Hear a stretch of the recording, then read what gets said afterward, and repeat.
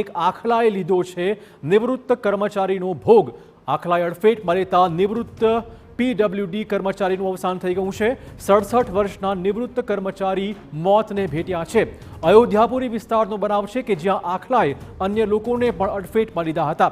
વારંવાર આ પ્રકારના ઢોરના આતંકથી સ્થાનિકો પરેશાન છે। વધુ વાત કરવા જોડાશે અમારા સંવાદદાતા જય। શું છે બધું અપડેટ?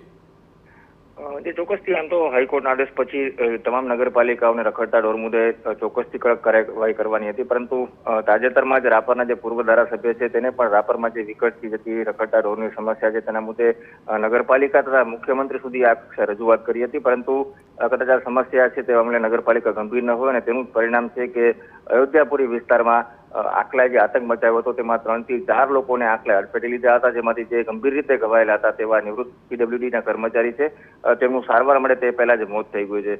ચોક્કસથી લાંબા સમયથી રાપર વિસ્તારમાં સમસ્યા છે અને જો એક દાયકાની વાત કરવામાં આવે તો લગભગ 7 થી વધુ લોકો છે તે આ વિસ્તારમાં રખડતા ઢોરની કારણે મૃત્યુ પામ્યા છે। ચોક્કસથી રાપર વિસ્તારમાં ખાસ કરીને જે રખડતા ઢોરની સમસ્યાઓ છે તેનો કાયમી ઉકેલ આવે તેવી સ્થાનિક લોકોની માંગ છે। ધન્યવાદ જય, તમામ જાણકારી। રાપરમાં ખાસ વખતથી આવી રીતે રખડતા ઢોરનો આતંક યથાવત છે। આજે જ એક વૃદ્ધ રખડતા આખલાના ત્રાસથી